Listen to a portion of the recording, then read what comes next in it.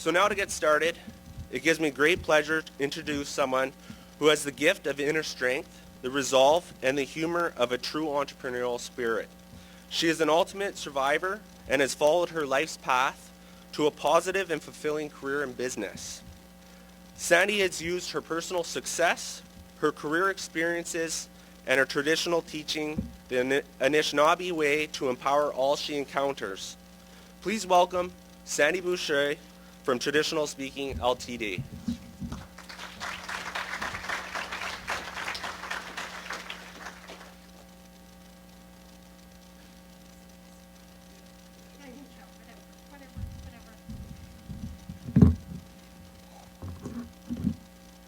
See if this works.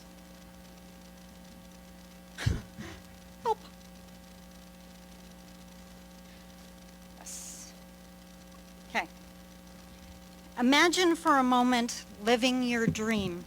You're doing it. You're not trying it. You're not thinking about it. You're actually succeeding at it. And every single day you wake up, it's more of the same. You can't stop smiling. It's surreal. It's unreal. And it's your life. Now imagine how even more amazing that would be if you started out that journey as a First Nations woman in this country with all the barriers and challenges that represents. Welcome to my life. My name is Sandi Boucher, and I am Red Thunderbolt woman of the Loon clan and a proud member of Seine River First Nation. Professionally, I'm a motivational speaker, a published author, and the owner of Traditionally Speaking. And today I'm very proud to be part of the Aboriginal Day portion of Small Business Week. And before I forget, a big thank you to Christina and Ron for inviting me to take part in this amazing event. As mentioned, I am a motivational speaker, published author, and business owner. But long before that, I was a small-town northern girl being raised by a beautiful Ojibwe woman from Couchiching First Nation and the Frenchman that was crazy about her. Life wasn't easy for my mom just one generation ago. Mom was raised to hate her brown skin, to be ashamed of the customs and the language of her mom. My grandfather was French, and in line with the times, he didn't believe women needed to be educated. So my mom and her sisters didn't go to school, right until the truant officer showed up at the door. Mom was 14 when that happened, and she was sent to kindergarten. I still remember the discomfort and sadness that would come over her when she would relay that story, when she would tell us how she was taller than her teacher, and how somehow she didn't really fit into the desk. But she persevered, and she stayed until the mandatory 18 years of age, which meant she made it to grade 4. But if you didn't know that story, you would never have guessed. For you see, my mom helped us with our homework. She wrote letters to her sisters. Nowhere was her lack of education obvious. In fact, to my best recollection, at any given time, my mom belonged to no less than 4 book clubs. And every single month, the books arrived. Our living room had 2 full walls filled with shelves from floor to ceiling to hold Mom's books. And we all knew her rule. The book had to be read before it went on the shelf. It wasn't until years after her passing that I put those 2 things together, that this woman with a minimum grade 4 education had read all those books. That's how she had increased her vocabulary and her understanding of her world, all on her own. Now, to any of us with an Ojibwe mom, that kind of perseverance, that determination, that strength isn't uncommon. For most of us, it's actually very common. It is who we are. When we decide a goal is important enough to us that no matter what, we're going to achieve it. That is the kind of perseverance and determination she passed on to me, along with many other teachings that allowed me to personally survive some very dark days. You see, my mom understood empowerment. that sense deep inside yourself that you can do this, even though I'd be willing to bet she never used the word. She understood self-worth. She understood believing in yourself when everybody else is telling you you shouldn't. And she is my example. One of the favorite stories of my mom played out every Sunday as we prepared to go to our little country church. My dad was Catholic, and Mom was raised in that faith as well. And she believed it was really important that we had some kind of belief system, a backbone, she would call it. But she couldn't forget who she was. So every Sunday, just before we walked in the door, she would stop us and make us look her right in the eyes, like moms do when they really want their kids to listen to them. And she would say the same thing. When you go inside and the priest starts talking, if you hear something and it makes you go, wow, yeah, then you take that and you keep it and you use that. You needed to hear that. But if you hear something that makes the little voice in your head go, what? Leave it here. That wasn't meant for you. God gave you a brain, use it. Do not have blind faith in anything. That was one of my first introductions to my mom's empowerment, because everything she said and everything she did was to teach us, her children, that anytime we had to make a decision or choose a course of action, we knew what we had to do. The answer was inside us. We just had to learn to listen. As a young adult, like every other young mom out there, I would call my mom for advice. Sometimes she would give it, but not until she asked, well, what do you think? Or how did that make you feel? Or what do you think you should do? My mother never lost sight of her goal, to give her children the skills they would need to survive even after she was gone. And as the cycle of life dictates, eventually I had to. I lost my mom in September of 2005, and although I had anticipated the overwhelming grief that would come with that event, what I didn't anticipate was the overwhelming selfishness I felt at her passing. You see, I knew the strength of my mom's teachings. I knew how many people could heal or find their own strength if they could just hear her words. But now they were never going to be able to meet her. I was her daughter, and I knew her teachings as well as my daughter, but somehow that just didn't seem enough. So on that day, the day I assumed the role of matriarch of my family as per our customs, is the day I got serious. Serious about honoring my gifts so that I could honor hers. You see, my mother told us that each of us is born with a gift, not for us, but to carry because the world needs it. Time and time again in my seminars, I run into men and women who feel that following their passions would be selfish, that it'd be taking away from their partner or their children or whoever. And I'm always quick to remind them that the selfish act is actually in not following their passion, because the gift wasn't given to them for them. It was given to them because the world needed it. So I ask you to think again about your gifts today. Do you really want to be responsible for preventing what could have been if you had simply shared your gift? I knew my mother's gift. My mother's gift was her teachings, coupled with the fact that when my mother had a conversation with you, the world disappeared. When she looked into your eyes, you were the only one that existed. You were special. You were worthy. And she had a multitude of people that called her friends as a result. And I knew my gift, the gift of the written and spoken word. And on that horrible day, it suddenly makes sense. For the first time, I understood how my gift would assist the world by using my gift to share hers. Honorary Indian, The story of my life that encapsulates my mother's teachings was released in February of 2010. I have no national distributor. You can only get the book through some great local vendors, through my website, or directly from me. And even though that may seem like monumental barriers to some in the marketing industry, my book has sold across Canada, across the US, and as far away as Ireland and Australia, showing that I was right. The world did need to hear Mom's teachings, and she was right. The answer was inside me. Becoming a motivational speaker, on the other hand, took the wise words of a friend. Here in Thunder Bay, through a natural process, the young mums in our social circle had long been in the habit of coming to me to chat every time they doubted their parenting abilities.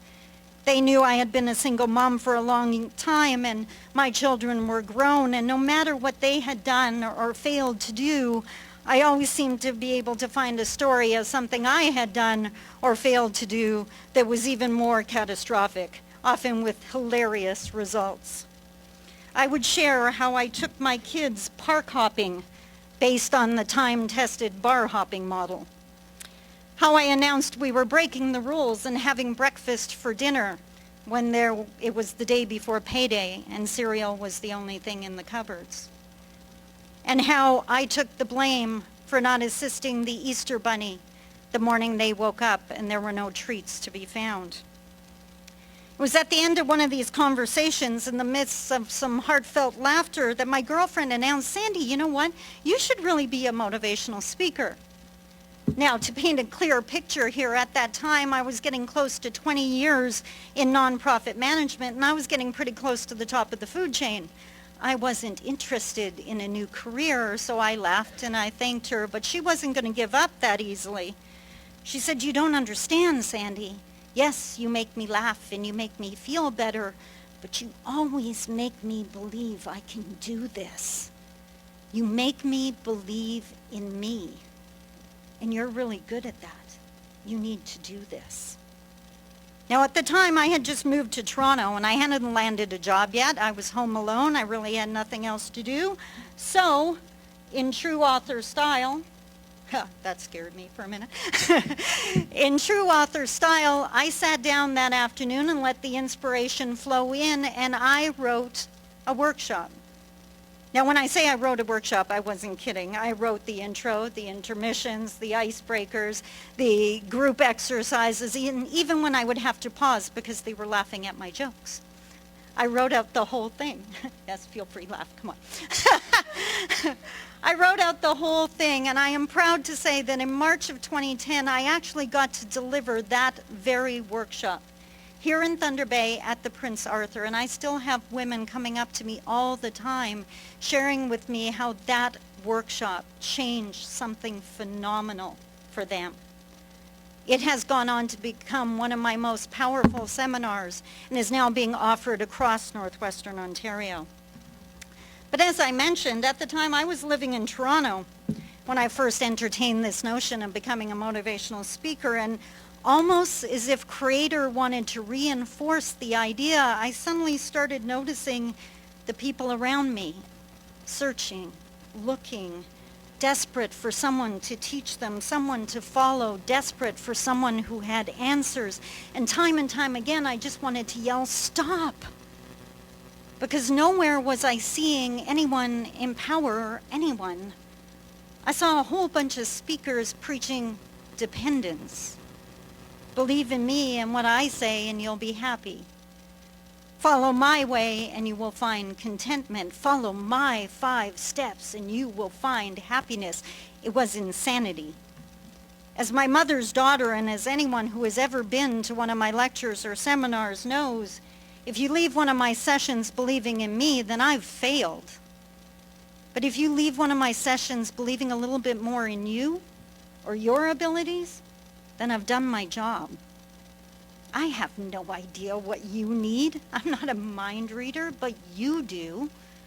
I have no idea what you desire or what you need for happiness, but you do. My job is to help you find your strengths and your gifts so you will take that one step on the path that is yours and yours alone. Not designed by your boss, your parents, your friends, your neighbors, designed by you. Gifted by God for the world. It takes courage and bravery and strength and resilience to follow your path. But as mentioned earlier, this is the way of the Ojibwe people. This is our nature when we remember how strong we are. And this, coupled with the times we live in, has me very excited for the future. I am 48 years old, and it doesn't take me very much effort at all to remember a time when there were no First Nations business owners. Not off the communities, anyways. You didn't see beautiful brown skins working at our grocery stores or at our fast foods restaurants. And now these are becoming part of the accomplishments that we see every single day. It was my Ojibwe teachings of community and betterment for all that had me working with a local land developer just over a year ago to take over a much-loved but insanely big building and turn it into a business community. The idea was so simplistic that some found it insane, but I knew from my elders that wisdom is often very simplistic. The idea? Hillcrest High School, all 142,000 square feet of it, had approximately 60 classrooms or offices. What if we offered a rent that would convince the entrepreneurs to come out of their living rooms, out of their garages, out of their basements, and into the building, part of a community, into their first real business space?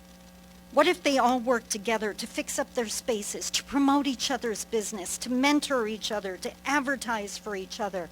What if they became part of a community and never had to do it alone again?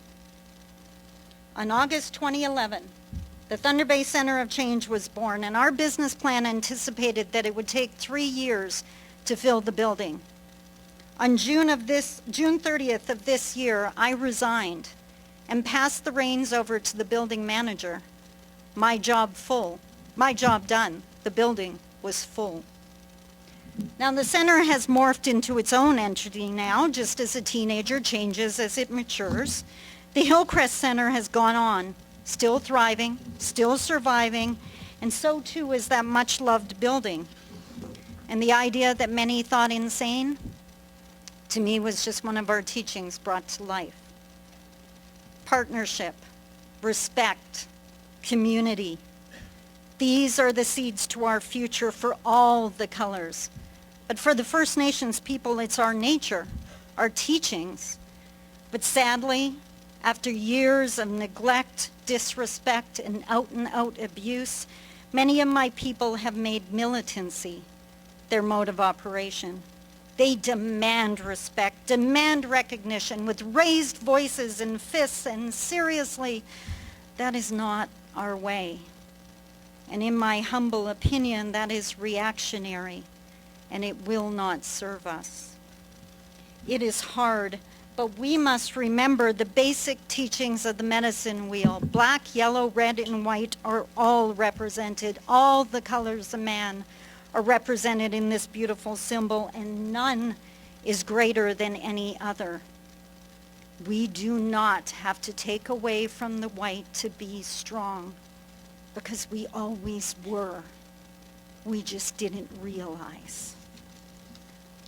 One of my mom's teachings that I hold closest to my heart was her constant reminder that our value was gifted to us on the day we were born.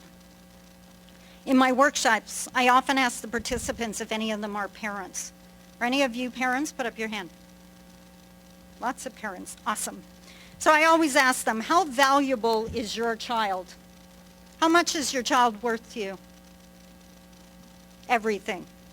I get back a variety of answers that show me that this child is priceless, worth everything. So then I ask, at what age does that stop? Never. So why did it stop for you? If you see, in the wise words of my mother, it never does. But we so often forget that. I suffered through many dark years where I forgot my own mom's teachings, where I placed my value in the hands of another to be determined by another with devastating results. If you hear nothing else today, remember, you are valuable. You are worthy. You are beautiful. You are talented. And most importantly, you always were. I don't care what your neighbor, mother, boss, or supposed friend thinks, because they have no power to determine your value unless you give them that power. In the words of Dennis Merritt Jones, another person's opinion of you is none of your business. It doesn't matter how many guys are calling you or how many women find you attractive. It doesn't matter your dress size or your height. It doesn't matter your education level or expertise. Those are simply conditions, environments, situations. You are valuable, and you carry gifts, and those must be honored. For in line with my teachings, a gift not cherished is soon lost. To illustrate this point, I use an exercise in my workshops that I call the ribbon ceremony. I list off common hardships that we face along life's path: a divorce, the death of a loved one, losing a job, failing a test, and even such stressors as starting a new job, moving to a new city, or starting a new relationship. For each one of these that my participants have experienced, they receive a ribbon, the same kind of ribbons that we got on track and field day in school. And I encourage them to pin the ribbons to their chests. Well, there's very few participants at the end of this exercise that aren't covered in ribbons, and at that point I ask them to look down. I point out that each and every one of these so-called barriers is actually a mountain they have climbed, a hardship they have overcome, survival skills they have achieved and attained. And I ask them again to tell me that they are not strong in light of all they have survived. The room is always silent. Thank Mom for that teaching. Yes, we are strong, we are resilient, and as First Nations people, we have survived much. It is time to use all we know to celebrate the fact with success. Financial success, personal success, relationship success, and even political success. For nothing saddens me more when my fellow Anishinaabe confuse humility and our culture with poverty. In the words of a dear friend, poverty is simply the environment that we have lived in for far too long, that many still live in today, but because we have been able to find the beauty in humble surroundings does not mean poverty is our culture. We have simply adapted and survived because that's what we do. But it's time to stand up and realize you can live in a comfortable home and be spiritual. You can have a healthy bank account and be humble. And you can be good to those around you and earn a great living. To be successful is not to forget the lessons of the past. I live a beautiful existence now, but it takes me less than a half a second to remember the nights where I was selling furniture for food. The nights of fear and confusion thanks to 10 years of domestic violence. The nights when my teachings were all I had to get me through. And I thank Creator every single day for bringing me to this place of abundance. And I am here today to prove that thanks to our teachings, yeah, we can survive, but we can thrive as well. If there is one thing I learned in my time in Southern Ontario, it's that many envy us. They envy the strength of our belief system. They envy the common teachings that we carry with us every single day. And how's that for a change of pace? They envy us. And I don't mean any disrespect by that. I have learned much from my brothers and sisters of all colors, for I live and breathe the medicine wheel. Share your teachings with me and I will listen. Let me share my teachings with you, and together the world comes together, one partnership, one relationship at a time. It is time to bring the circle together. It is time to stand strong and proud, not loudly, not beating our chests, Confidence isn't loud, arrogance is.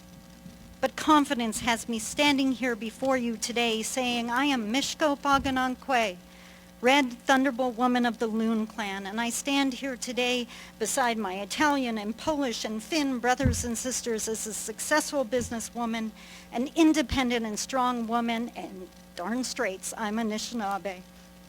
Join me. Success is our destiny. Success, the Anishinaabe way. In closing, again, I would like to thank Christina and Ron from Fire Dog Communications and the CEDC. Without people like you, it is people like you that support, encourage, and open doors that illustrate the partnerships that my people need and value. So thank you for that. And thank you to everyone here today for taking time out of your busy day to listen to my words. I hope that something I said added a little bit of value to your day. Thank you.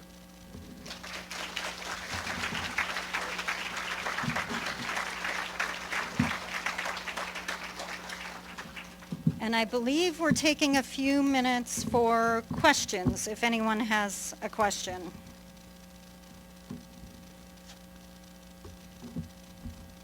Awesome, I put you to sleep. I'm so good at my job. Okay.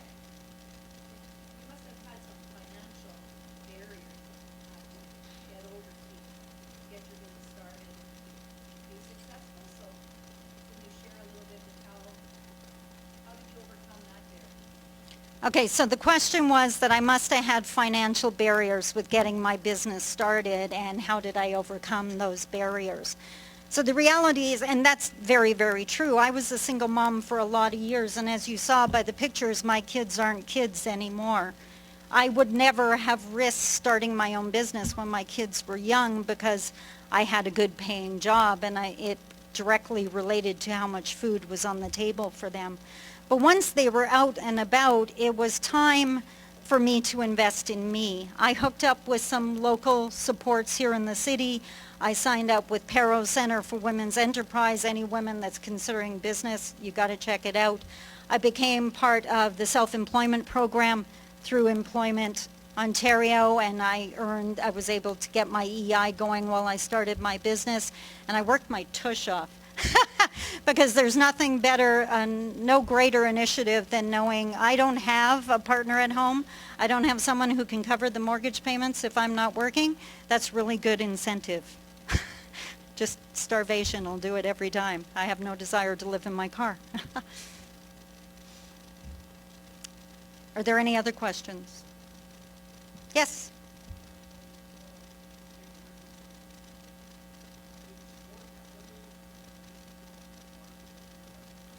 Sports?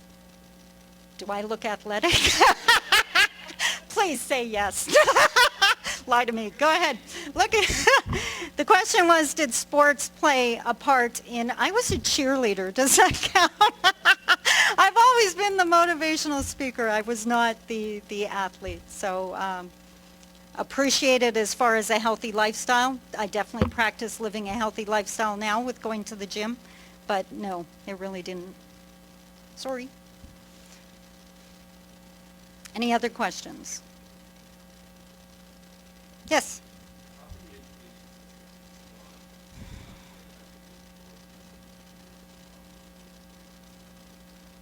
Oh, do you really want me to talk on that one? Am I going to get in trouble with someone? I have a lot of concerns about our education system. I had to actually pull my son out and homeschool him for a year because the education system had given up on him. They wanted to just adjust his curriculum and just push him through the grades. And I'm my mother's daughter. I knew that he needed skills to be able to get a job and sustain himself, and I wasn't about to let them do that. So I homeschooled him, and even though they said he'd never graduate, my son's a college student now. So they were wrong. I think that it really has to adapt. One of the things that I was just discussing the other night is how our education system seems to focus on a student's weaknesses rather than their strengths. And that just seems backwards to me. We're not going to be all mathematicians. You can get a basic level, but why not focus on the strengths of that student, their natural abilities? So the one thing that I really focused on when I took my son out of school, he was 12, and he was very disillusioned with the education system. The most important thing that I wanted to teach him was that learning was fun. He had to remember that learning was fun. And at that time, he was reading at a grade 3 level. And to this day, that kid has a book in his backpack because he discovered how much he could learn just by reading on his own. But if it's not fun, if we're reinforcing, nobody likes to do things they're not good at. Yeah, you got to work on those and improve those, but if we can focus on their strengths, focus on their self-esteem, focus on the fact that they do have gifts. Just because you're not good at math doesn't mean you're not going to be successful. Right? Get the basics. I always say my strength is in knowing what isn't. Earn enough money that you hire people to do the stuff you don't like. There's the secret to success. So I really think the education system can't be across the board. And right now, I think we're teaching to the lowest levels, and we're not teaching to the achievers anymore. So it's crippling our students. I think I've probably used up all the time I should. Oh, one more question.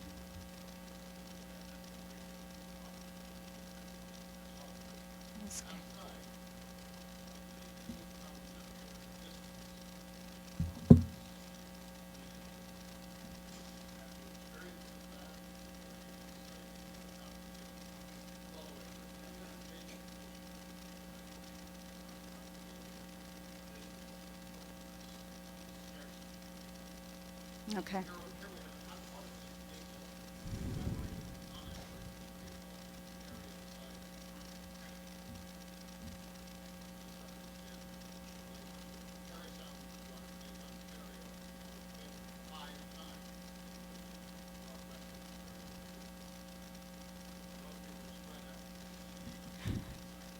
We like our space. I don't want to duplicate Perry Sound, sorry. I'm really hesitant to give a general answer on that because one of the things I was just speaking on yesterday was the fact that every community is different. And to assume they don't have capabilities for communication or to assume they do is dangerous. We don't want to do that. And by the way, I'm sorry I was supposed to repeat that question. It was how to deal with the remoteness factor. The internet is an amazing thing. It is because of the internet and my YouTube videos that my book has sold in Ireland and Australia. To get an email from some woman in Ireland, and I've never been anywhere near Ireland, just for the record, and to have her relate to my book just shows how universal the world truly is. I believe teenagers everywhere have the same challenges. I've proven that women everywhere have the same challenges, so I think that's something we definitely have to work at. And again, thinking outside the box. It doesn't necessarily mean 9 to 3:30 every single day. You get those kids' interest, you get them believing they can do this, they're going to be there to learn, right? Make it a positive. So I'm not sure if that answered that question, but the internet. Yes?